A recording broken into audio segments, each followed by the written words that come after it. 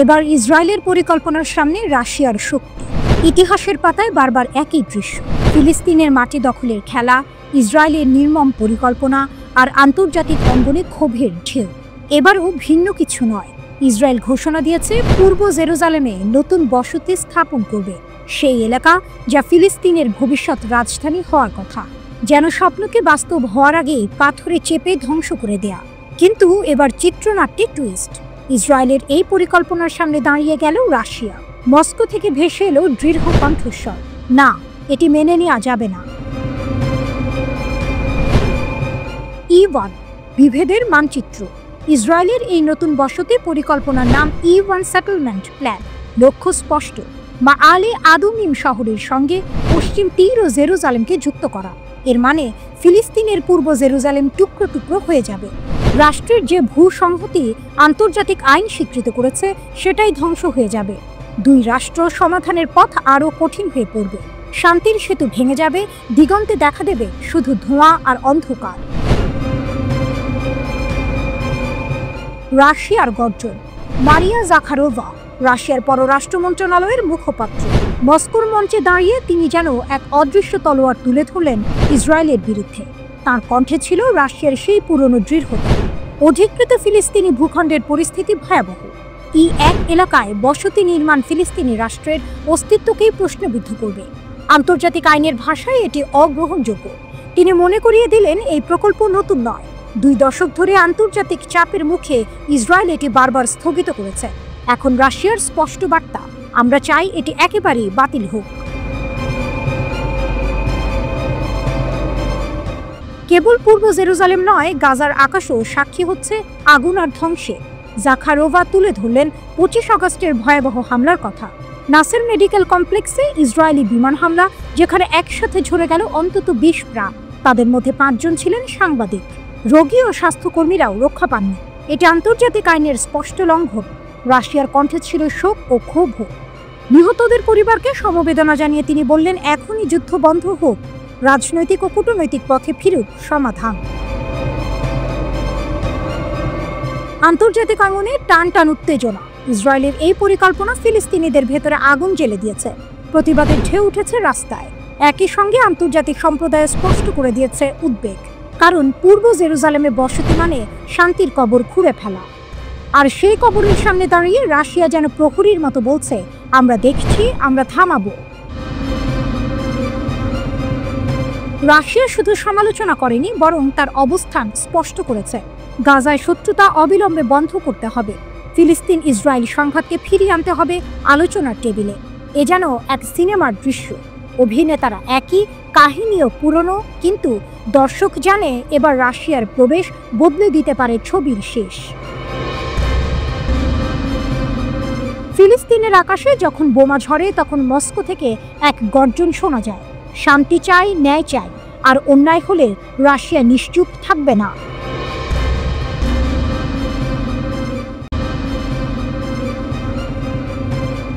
ইসরায়েলের সম্ভাব্য হামলার আগে ইরানের বড়সড় অভিযান। যুদ্ধের আগেই ধরা পড়ল মোসাদের গুপ্তচর বাহিনী।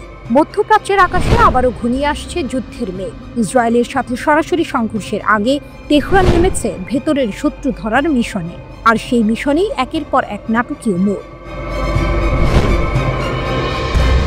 ইরান দাবি করেছে তারা গ্রেপ্তার করেছে মোসাদের হয়ে কাজ করা 8 জন গুপ্তচর। শুধু তাই নয়, তাদের কাছ থেকে উদ্ধার হয়েছে বোমা, লঞ্চার আর বুবি ট্র্যাপ, যেন কোনো বড়সড় হামলার প্রস্তুতি চলছিল।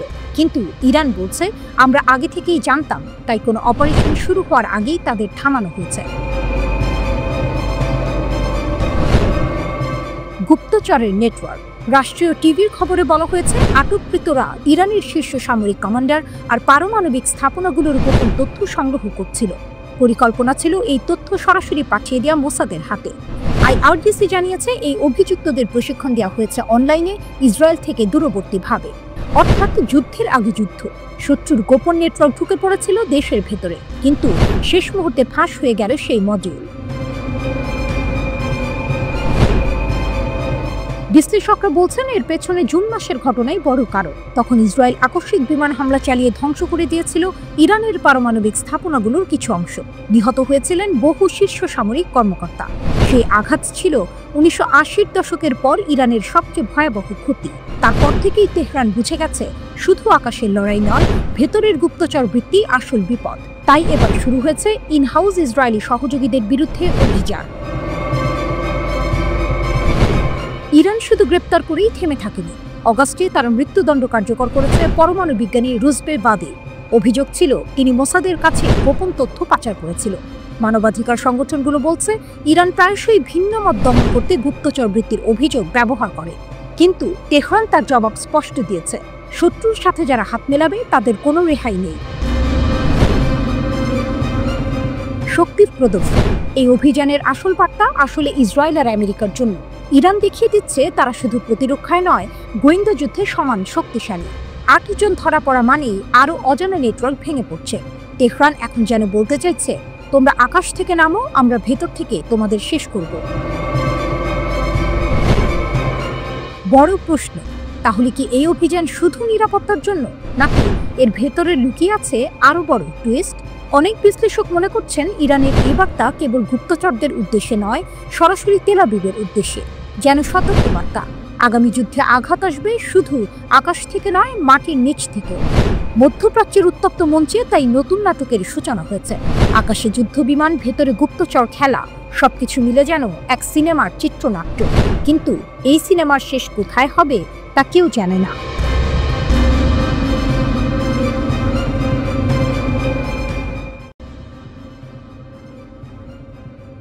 রাতের আধার নামলে এই গাজা উপত্যকার আকাশ কেঁপে ওঠে আগুনের আলোয়। বিস্ফোরণ, গর্জন আর ধোঁয়ার ভেতর দিয়ে শোনা যায় ফিলিস্তিনি প্রতিরোধ যোদ্ধাদের প্রতিশোধের গান। যেন মৃত্যুর ভেতর দিয়ে জন্ম নিচ্ছে নতুন প্রতিরোধের শক্তি।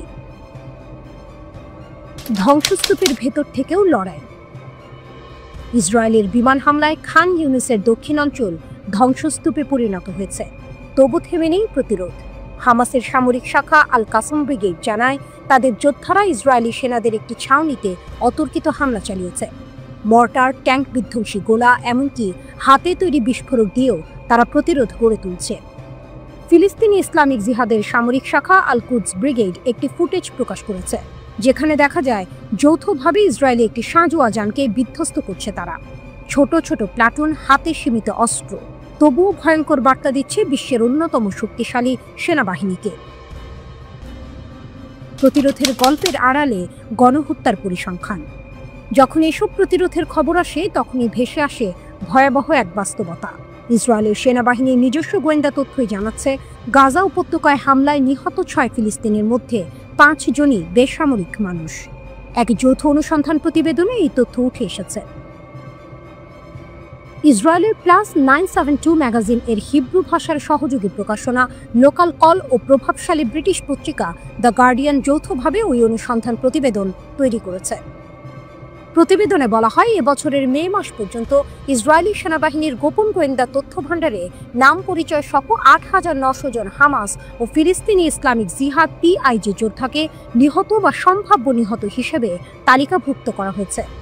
গাজার স্বাস্থ্য মন্ত্রণালয়ের হিসাবে অবরুদ্ধ উপত্যকায় এতদিনে নিহত হয়েছে প্রায় 53,000 মানুষ। গোপন নথি অনুযায়ী মাত্র 17% ছিলেন যোদ্ধা, বাকি 83%ই সাধারণ বেসামরিক মানুষ, শিশু, নারী, বৃদ্ধ। তুলনা টানা হচ্ছে সিরিয়া ও সুদানের গৃহযুদ্ধের সঙ্গে, কিন্তু গবেষকরা বলছেন সেখানকার গণহত্যার চেয়েও গাজায় মৃত্যু ভয়াবহ।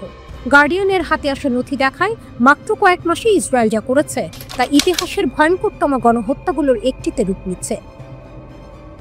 চোখ বন্ধ করুন। ধ্বংস হয়ে যাওয়া খান ইউনিসের রাস্তায় ধুলো আর ধোঁয়া উঠছে। ভেঙে পড়া ঘরের ইটের ফাঁক দিয়ে বেরিয়ে আসছে ক্লান্ত, ক্ষুধার্ত কিছু তরুণ যোদ্ধা। তাদের কাঁধে মর্টার, হাতে IED। দূরে ইসরায়েলি ট্যাঙ্ক অগ্রসর হচ্ছে। হঠাৎ বজ্রের মতো শব্দে আকাশ কাঁপিয়ে ওঠে বিস্ফোরণ। ট্যাঙ্ক থেমে যায়। ধোঁয়ার আড়ালে শোনা যায় স্লোগান, প্রতিরোধের জয় হোক। এই দৃশ্যই আজকের গাজা, যেখানে মৃত্যুর ছায়া থেকেও প্রতিরোধের আগুন জ্বলছে। আল কাসাম ও আল কুদসের যোদ্ধারা বারবার প্রমাণ করছে, যুদ্ধ শুধু অস্ত্রের নয়, বরং ইচ্ছা শক্তিরও। শত্রুর অত্যাধুনিক ট্যাঙ্ক, ড্রোন বা বিমান প্রতিরোধ করা সহজ নয়, তবুও প্রতিটি হামলার ভেতর দিয়ে তারা বিশ্বকে মনে করিয়ে দিচ্ছে, গাজা হার মানে না।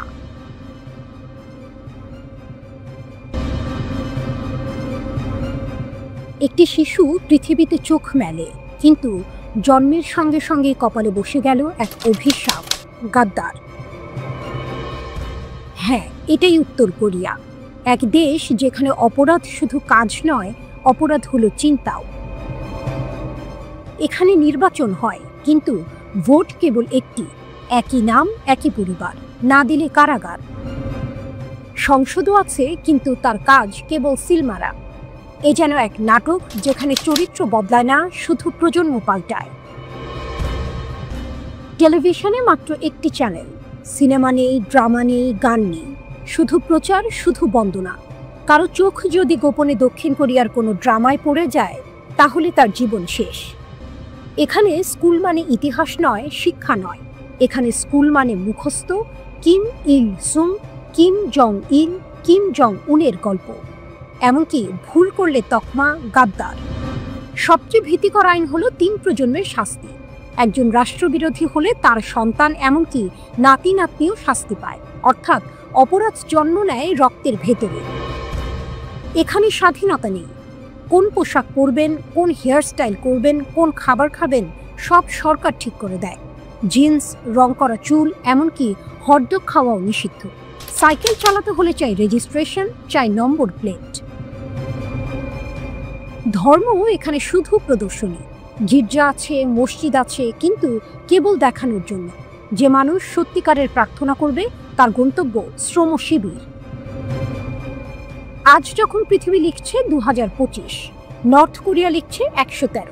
তাদের সময় শুরু হয়েছে কিম ইল সুং এর জন্ম থেকে। সময়, স্বাধীনতা, জীবন, সবকিছু কেবল এক পরিবারকে ঘিরে। উত্তর কোরিয়ায় একটি অদ্ভুত ক্লাস সিস্টেম রয়েছে, যার নাম হলো সংগুন। জন্ম থেকেই এই সিস্টেম একজন মানুষের জীবন নির্ধারণ করে। এর 3টি ভাগ, কোর, ওয়েভারিং এবং হোস্টাইল। কোর হলো কিম পরিবারের প্রতি সবচেয়ে অনুগত এবং তাদের সেরা চাকরি এবং সুযোগ সুবিধা দেয়া হয়। হোস্টাইল হলো সেই সব মানুষ যাদের পূর্বপুরুষরা সরকারের বিরুদ্ধে ছিল। এই শ্রেণীর মানুষদের কোনো সুযোগ সুবিধা দেয়া হয় না। উত্তর কোরিয়ার মানুষের জীবন সবসময় সরকারের কড়া নজরে থাকে। প্রতিটি অ্যাপার্টমেন্ট এবং বাড়িতে সরকারি গুপ্তচররা নজর রাখে, এমনকি আপনার চিন্তা করার জন্যও আপনাকে শাস্তি পেতে হতে পারে।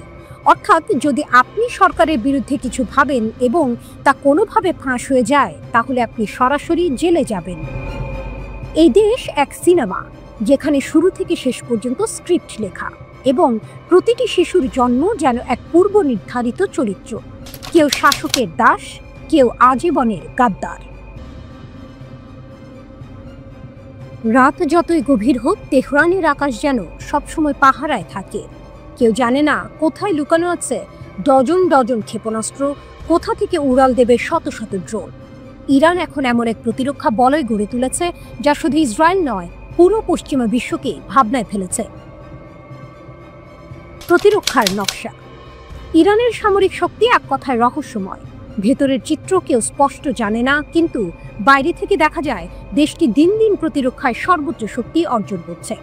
আকাশ প্রতিরক্ষা ব্যবস্থার আধুনিকায়ন থেকে শুরু করে হাইপারসনিক ব্যালিস্টিক ক্ষেপণাস্ত্র, এমনকি আত্মঘাতী ড্রোন, সবকিছুতেই এগিয়ে যাচ্ছে তেহরান। মধ্যপ্রাচ্যে ইসরায়েল যখন প্রতিনিয়ত হামলা আর আগ্রাসনের হুমকি ছড়াচ্ছে, তখন ইরান দাঁড়িয়ে আছে শক্ত কণ্ঠে। এক অদৃশ্য ঢালের মতো তাদের প্রতিরক্ষা বলয় আজ ইহুদিবাদীদের সামনে ভয়ঙ্কর প্রতীক। অস্ত্র ভাণ্ডারের গোপন রহস্য। প্রেস টিভির প্রতিবেদনে বলা হয়েছে, ইরানের অস্ত্র ভাণ্ডারে এখন শুধু সাধারণ ক্ষেপণাস্ত্র নয়, ভূগর্ভস্থ 4টি গোপন কেন্দ্র ভরা আছে হাজার হাজার ড্রোন আর ব্যালিস্টিক মিসাইল দিয়ে। যে কোনো মুহূর্তে আঘাত হানতে প্রস্তুত এই ভাণ্ডার। সশস্ত্র বাহিনীর প্রধান মেজর জেনারেল আব্দুর রাহিম মুসাভি এক ভাষণে বলেছেন, যুদ্ধের চিত্র প্রতিনিয়ত বদলায়, আর সেই বদলের সঙ্গে তাল মিলিয়েই আমাদের সমর কৌশল গড়ে তুলতে হবে। উদীয়মান হুমকি থেকে রক্ষার একমাত্র পথ শক্তিশালী প্রতিরক্ষা। নিষেধাজ্ঞা ভেঙে এগিয়ে যাওয়া। যুক্তরাষ্ট্র আর ইউরোপ বারবার নিষেধাজ্ঞা দিয়েছে, ইরানকে থামানোর চেষ্টা করেছে, কিন্তু আশ্চর্যজনকভাবে তেহরান সেসব ভেঙেই গড়েছে এক গোপন অর্থনৈতিক ছক। কেন্দ্রবিন্দুতে আছে চীন ও রাশিয়া। তাদের সাহায্যে জ্বালানি, তেল বাণিজ্য বাড়িয়ে নিয়েছে ইরান। ফলে নিষেধাজ্ঞা যেন উল্টো তাদের শক্তি বাড়িয়েছে। ইসরায়েলের ভয়। সাম্প্রতিক যুদ্ধগুলোতে ইরানের আধুনিক সমরাস্ত্রই ছিল আসল ঢাল। আকাশে ভেসে বেড়ানো ড্রোন আর গোপন ক্ষেপণাস্ত্রের ভয় ইসরায়েলকে নতুন করে হিসাব কষতে বাধ্য করেছে। বিশ্লেষকরা বলছেন, আজকের ইরান আর 10 বছর আগের ইরান নয়। এখনকার ইরান এক আঞ্চলিক শক্তি, যার আকাশের প্রতিরক্ষার বলয় ভেদ করা প্রায় অসম্ভব। একজন বৃদ্ধ গ্রামবাসী হয়তো দাঁড়িয়ে আছেন পাহাড়ের ঢালে দাঁড়িয়ে। দূরে আকাশে ইরানি ড্রোনের গুনগুন শব্দ শোনা যাচ্ছে।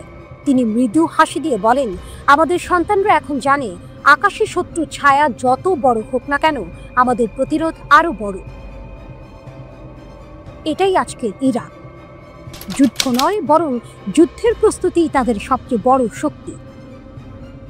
আকাশে লুকোনো রহস্যময় ভাণ্ডার, ভূগর্ভে গোপন ক্ষেপণাস্ত্র আর কূটনীতিকে শক্ত জোট, সব মিলে ইরান হয়ে উঠেছে এমন এক প্রতিরোধ শক্তি যা ভেঙে পড়া সহজ নয়।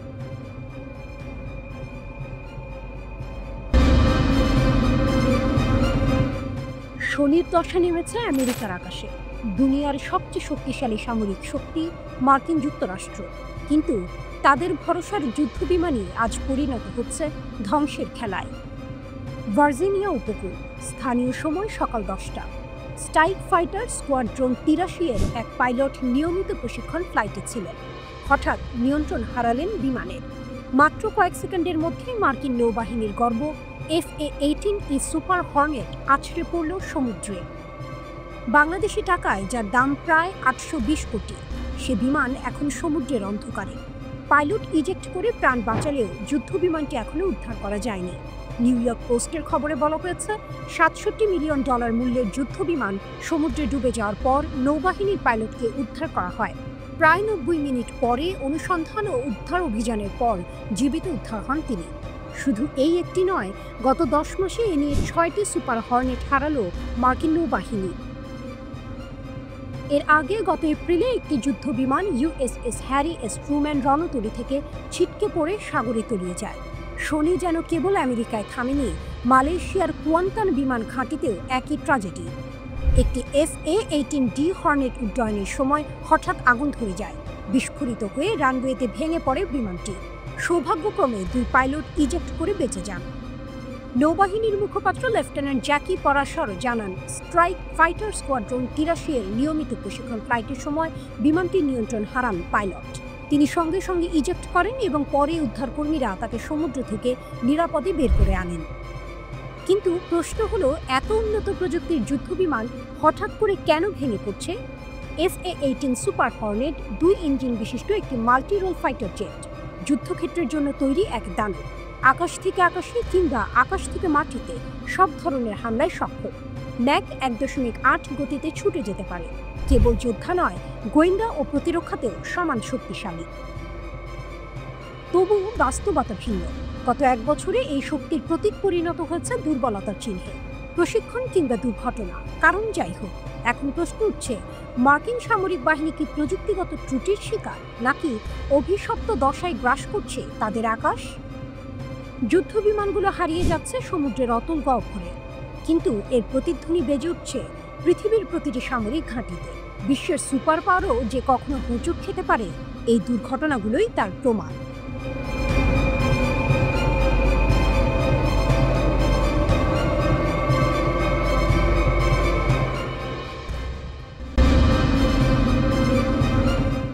রাত গভীর। রামাল্লার পূর্বে ছোট্ট গ্রাম আল মুঘাইর নিস্তব্ধতায় ডুবেছিল। হঠাৎই সেই নীরবতা ভেঙে এলো সংঘর্ষের শব্দে।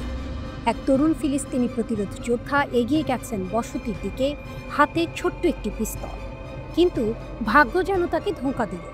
অস্ত্র কাজ করল না, গুলি বের হলো না। সাধারণত এমন মুহূর্তে ভয় মানুষকে থামিয়ে দেয়, কিন্তু তিনি থামেননি। খালি হাতে ঝাঁপিয়ে পড়লেন। ধস্তাধস্তিতে এক ইসরায়েলি বসতি গুরুতর আহত হলো, আর সেই যোদ্ধা অন্ধকারের আড়ালে মিলিয়ে গেলেন নিরাপদে। এই ঘটনায় রাতারাতি আলোড়ন তুলল সামাজিক যোগাযোগ মাধ্যমে। ফিলিস্তিনিরা একে বলছে সাহসের প্রতীক। তাদের চোখে এটি কেবল একজনের হামলা নয়, বরং দমন পীড়নের বিরুদ্ধে প্রতিরোধের নতুন রূপ। ভোরে গাজা থেকে বিবৃতি দিল হামাস। তারা ঘোষণা করল, এটি এক ব্যক্তির উদ্যোগ নয়, এটি একটি ন্যায়সঙ্গত লড়াই। তাদের ভাষায় অস্ত্র থেমে যেতে পারে, কিন্তু প্রতিরোধ থামে না। 22, 23 ও 24 আগস্ট এই 3 দিনকে তারা ঘোষণা করলেও প্রতিরোধের নতুন অধ্যায় হিসেবে। শুধু মিছিল নয়, প্রতিটি সংঘর্ষের কেন্দ্রে আরও শক্ত প্রতিরোধ গড়ে তুলতে তারা জনগণকে আহ্বান জানালো। হামাসের বিবৃতিতে আল মুখাইরের তরুণ যোদ্ধার প্রশংসা করে বলা হয়, অস্ত্র ব্যর্থ হলেও তিনি আঘাত করতে দ্বিধা করেননি। তাদের মতে এটাই ফিলিস্তিনি জনগণের সাহসের প্রতিচ্ছবি। বার্তাটি স্পষ্ট, দখলদার কখনোই নিরাপদ নয়। ঘটনার পর আহত ইসরায়েলি বসতিকে দ্রুত হাসপাতালে নেওয়া হয়। ইসরায়েলি গণমাধ্যম জানায় তার অবস্থা গুরুতর। সেনারা গ্রাম ঘিরে ফেললেও হামলাকারীকে খুঁজে পায়নি। এই ব্যর্থতা ইসরায়েলি নিরাপত্তা ব্যবস্থার দুর্বলতা নিয়ে প্রশ্ন তুলেছে। অন্যদিকে ফিলিস্তিনি গ্রামগুলোতে ছড়িয়ে পড়েছে আশাবাদ। অনেকেই বলছে এটি ইসরায়েলি আগ্রাসনের প্রতিদিনের জবাব। সামাজিক মাধ্যমে ছড়িয়ে পড়েছে ছবি ও বার্তা। অস্ত্র থেমে গেলেও প্রতিরোধ থামে না। পশ্চিম তীরে গত কয়েক মাস ধরে ইসরায়েলি সেনাদের অভিযান বেড়েই চলেছে। রাতের অন্ধকারে গ্রামে হানা, বাড়িঘর ভাঙচুর, নারী পুরুষ নির্বিশেষে গ্রেপ্তার, এমনকি বসতি স্থাপনকারীদের আগুন ধরিয়ে দেয়া এখন প্রতিদিনের ঘটনা। হামাস দাবি করছে এই দমন পীড়নই মানুষকে পথে নামাচ্ছে। তারা একে ফ্যাসিবাদী দখলদারদের অপরাধ আখ্যা দিয়ে বলছে প্রতিটি আঘাতের জবাব মাঠেই দেয়া হবে। আল মুখাইরের এই ছোট্ট ঘটনা তাই শুধু সংঘর্ষ নয়, এ যেন সংগ্রামের নতুন অধ্যায়। এক তরুণের সাহস বার্তা দিল, স্বাধীনতার পথ রক্তে রঞ্জিত হলেও তা অপ্রতিরোধ্য। স্থানীয় এক বৃদ্ধ সংবাদ মাধ্যমকে বললেন, আমরা প্রতিদিন ভয়ে বাঁচি, কিন্তু আজকের ঘটনার পর মনে হলো আমাদের সন্তানরা ভয়কে জয় করতে শিখেছে। রাজনৈতিক বিশ্লেষকরা বলছেন, এ ধরনের ছোট ছোট আক্রমণ আসলে বড় প্রতিরোধ আন্দোলনের ইঙ্গিত। তাদের আশঙ্কা, হামাস ঘোষিত আগস্টের দিনগুলো ঘনিয়ে এলে পশ্চিম তীর, আল কুদস, এমনকি গাজার সীমান্ত জুড়ে সংঘর্ষ আরও বাড়তে পারে। ইতিমধ্যেই ইসরায়েলি বাহিনী টহল জোরদার করেছে, নতুন চেকপোস্ট বসাচ্ছে। কিন্তু প্রতিরোধপন্থীরা বলছে, এভাবে কোনো আন্দোলন থামানো যাবে না।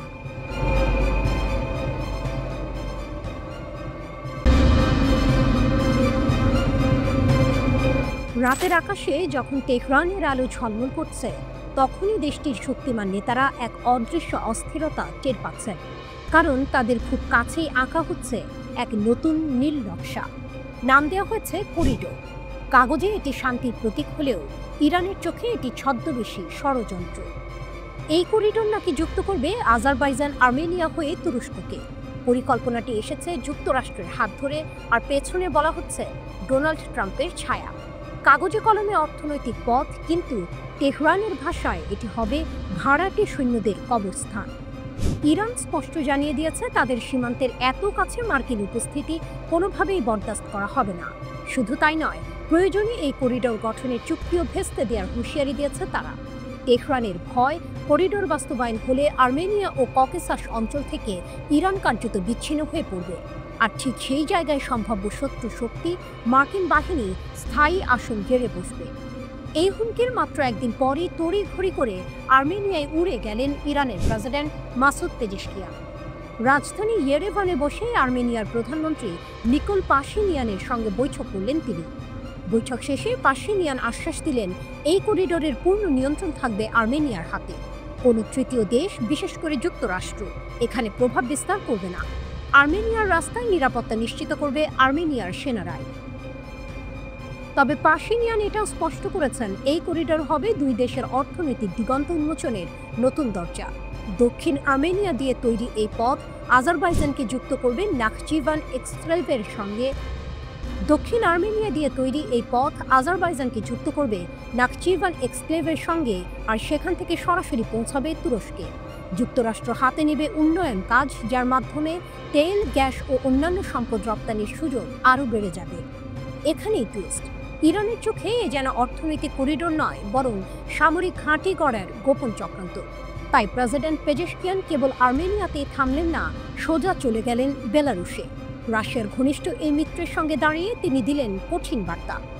মিনস্কে বেলারুশের প্রেসিডেন্ট আলেকজান্ডার লুকাশেস্কুর সঙ্গে বৈঠক শেষে দুই নেতা একসঙ্গে বললেন, পশ্চিমা শক্তির হস্তক্ষেপ আর সহ্য করা হবে না। শুধু তাই নয়, সামরিক সহযোগিতা জোরদার করার সিদ্ধান্তও নিলেন তারা। এ যেন স্পষ্ট সংকেত, ইউক্রেন যুদ্ধের উত্তাপে যখন ইউরোপ পশ্চিমা সম্পর্ক তেতে উঠেছে, তখন তেহরান দেখিয়ে দিল তারা একা নয়। রাশিয়া, বেলারুশ, ইরান, তিন দেশের ঘনিষ্ঠতা নতুন শক্তি সমীকরণে জন্ম দিতে পারে। তেহরানের বার্তা এখন গর্জে উঠছে একটাই, করিডোরের নামে কোনো ছলচাতুরি নয়, যদি যুক্তরাষ্ট্র সীমান্ত ঘেঁষে দাঁড়ায় তবে সেটাই হবে তাদের জন্য নতুন যুদ্ধভূমি। ইরানের কূটনীতি সবসময়ই আঞ্চলিক শক্তির ভারসাম্য ধরে রাখার লড়াই, আর এবার তারা স্পষ্ট করেছে এই ভূমি তাদের। দখল বা ঘেরাওয়ের যে কোনো চেষ্টা শেষ হবে প্রতিরোধের আগুনে।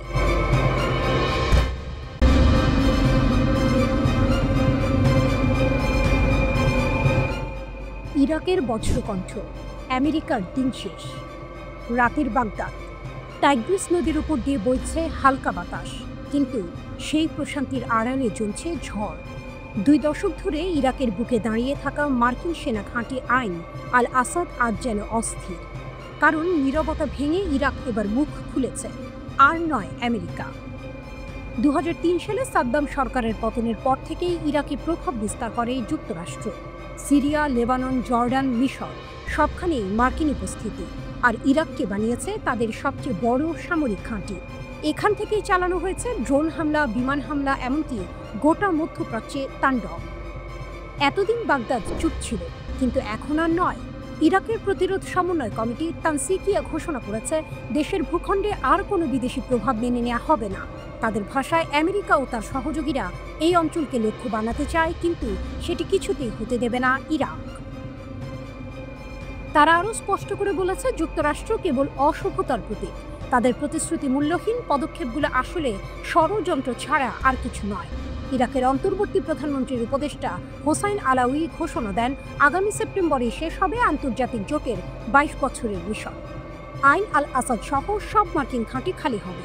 শোনা যাচ্ছে কিছু কিছু অঞ্চল থেকে সেনা প্রত্যাহার শুরু হয়েছে, তবে এখনও মার্কিন সেনারা অবস্থান করছে। এ নিয়ে দেশ জুড়ে উত্তেজনা চরমে।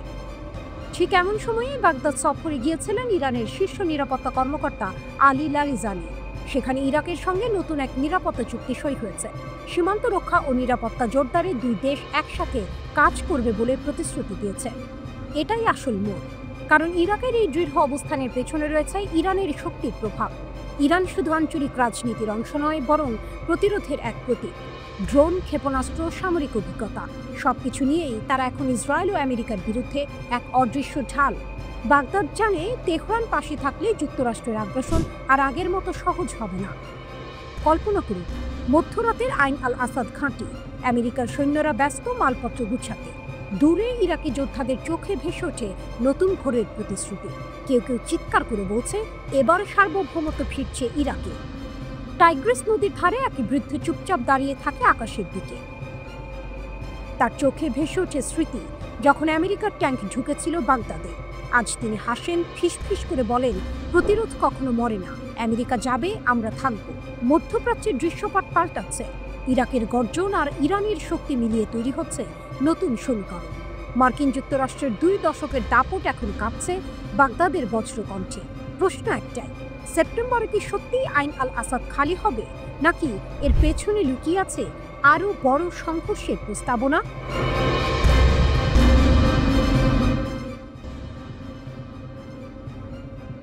মধ্যপ্রাচ্যের আকাশে আবারও ধ্বনিত হলো বজ্রধ্বনি। ইসরায়েলের সঙ্গে রক্তক্ষয়ী সংঘাত শেষ হওয়ার মাত্র কয়েক সপ্তাহ পরেই ইরান নামল নতুন সামরিক মহড়ায়। নাম দেওয়া হয়েছে sustainable power 1404। Gulf of Oman এবং উত্তর ভারত মহাসাগরে শুরু হওয়া এই মহড়ায় আগুনের ঝলকানি, বিস্ফোরণ আর গর্জনের মধ্যে দিয়ে যেন ইরান ঘোষণা দিল, আমরা আছি, আমরা প্রস্তুত।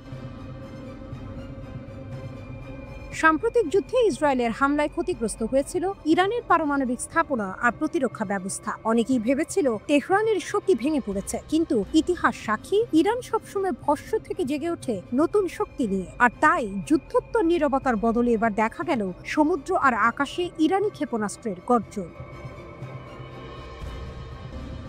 ইরানি রাষ্ট্রীয় টেলিভিশন জানায়, মহড়ায় অংশ নেওয়া যুদ্ধ জাহাজগুলো থেকে একযোগে ছোড়া হয়েছে ক্রুজ মিসাইল। ড্রোন উড়েছে আকাশে, টহল দিয়েছে সমুদ্রে, আর নিশানা করেছে পানির ভেতর লুকিয়ে থাকা কাল্পনিক শত্রু জাহাজকে। প্রধান আকর্ষণ ছিল ইরানের নতুন প্রজন্মের ক্ষেপণাস্ত্র।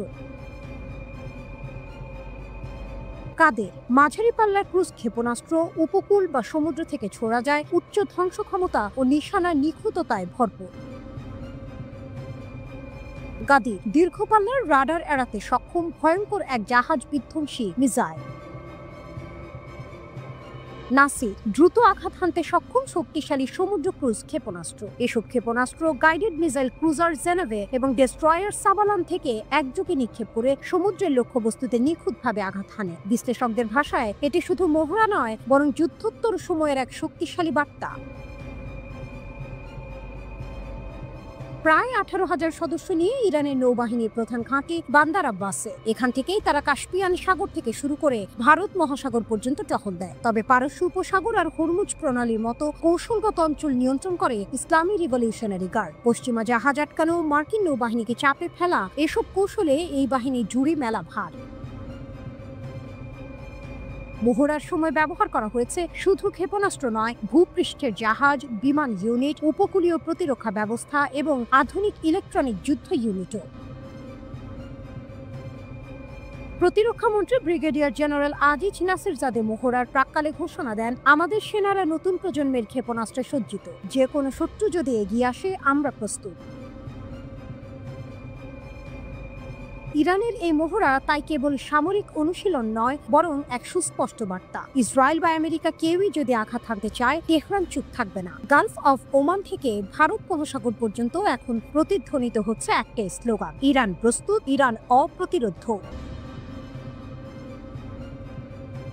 এরদোয়ানের ভাঙা স্বপ্ন, F-35 এর দরজায় শক্ত কপাট।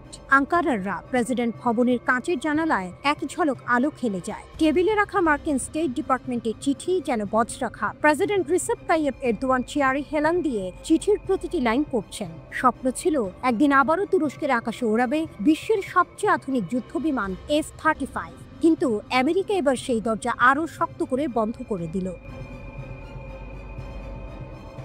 তুরস্ককে F-35 কর্মসূচি থেকে বের করে দেওয়া হয়েছিল 2019 সালে, কারণ এরদোয়ান রাশিয়া থেকে কিনেছিলেন S-400 air defence system. NATO মিত্ররা বলেছিল এই রুশ প্রযুক্তি হাতে থাকলে নাকি ফাঁস হয়ে যেতে পারে ন্যাটোর গোপন সামরিক রহস্য। তখন থেকেই শুরু এরদোয়ানের লড়াই, কখনো দর কষাকষি, কখনো হুমকি, আবার কখনো সমঝোতার চেষ্টা। কিন্তু হোয়াইট হাউস নড়েনি এক চুলো। সম্প্রতি আঙ্কারা নতুন করে ওয়াশিংটনের সঙ্গে আলোচনা শুরু করেছিল। মনে হচ্ছিল হয়তো F-35 এর দরজা আবার খুলতে পারে, কিন্তু অগাস্টের মাঝামাঝি স্টেট ডিপার্টমেন্টের চিঠি এসে সব আশা ধুলোয় মিশিয়ে দিল। 20 অগাস্ট কংগ্রেসম্যান ক্রিস পাপাস ও অন্যদের উদ্দেশ্যে লেখা সেই চিঠিতে স্পষ্ট বলা হয়, আমাদের অবস্থান অপরিবর্তিত। তুরস্ক যদি S-400 রাখে, তবে কোনোভাবেই F-35 প্রকল্পে ফেরত আসতে পারবে না। চিঠিতে যুক্তরাষ্ট্র আরও সতর্ক করে বলেছে, F-35 শুধু যুদ্ধবিমান নয়, এটি আমেরিকার প্রতিরক্ষা ও গোয়েন্দা সম্পদের মূল অংশ। আর তুরস্কের হাতে রুশ প্রযুক্তি থাকা মানেই সরাসরি ঝুঁকি। এরদোয়ানের শক্তি ও চাপে ভাঙা অবস্থান। এরদোয়ান অবশ্য সহজে হাল ছাড়ার মানুষ না। তিনি আঙ্কারা থেকে ঘোষণা দিয়েছেন, তুরস্ক অন্যায়ভাবে বের করে দেওয়া হয়েছে, আমরা নেটোর সদস্য, তাই এই কর্মসূচিতে ফেরানো উচিত। তার কথায় দৃঢ়তা আছে, শক্তির বার্তা আছে, কারণ তুরস্ক শুধু এক দেশ নয়, এটি আঞ্চলিক শক্তি। নিজস্ব ড্রোন, যুদ্ধ বিমান, কানকার প্রকল্প, এমনকি সামরিক শিল্পে বিপ্লব, সবই এরদোয়ানের হাত ধরে এগোচ্ছে। আঙ্কারা আজ ভূমধ্য সাগর থেকে ককেসাস পর্যন্ত শক্তির প্রদর্শনী করছে, কিন্তু একই সঙ্গে এরদোয়ানের দ্বিমুখী খেলা, একদিকে রাশিয়ার সঙ্গে অস্ত্র চুক্তি, অন্যদিকে ন্যাটোর ছাতার নিচে নিরাপত্তা চাওয়া, আজ বুমেরাং হয়ে ফিরছে। রাজনৈতিক ঝড়, এই প্রত্যাখ্যান শুধু কূটনৈতিক অপমান নয়, বরং তুরস্কের সামরিক স্বপ্নে এক বড় আঘাত। বিরোধীরা ইতিমধ্যে সরব, এরদোয়ানের ভুল নীতি দেশের প্রতিরক্ষা স্বার্থকে বিপদে ফেলছে। আন্তর্জাতিক মহল প্রশ্ন তুলেছে, আঙ্কারা কি এবার আরো ঘনিষ্ঠ হবে রাশিয়ার দিকে, নাকি চাপের মুখে পড়ে S-400 সরাতে বাধ্য হবে? ওয়াশিংটনের চিঠি শুধু একটি সিদ্ধান্ত নয়, এটি বার্তা। আমেরিকা আর সহ্য করবে না এরদোয়ানের দ্বিমুখী নীতি। তুরস্কের জন্য এটি অপমানজনক হোক বা না হোক, স্পষ্ট এক বাস্তবতা সামনে দাঁড়িয়েছে। F-35 এর দরজা বন্ধ, আর সেটি খোলার চাবি লুকিয়ে আছে রুশ S-400 এর ভেতরে।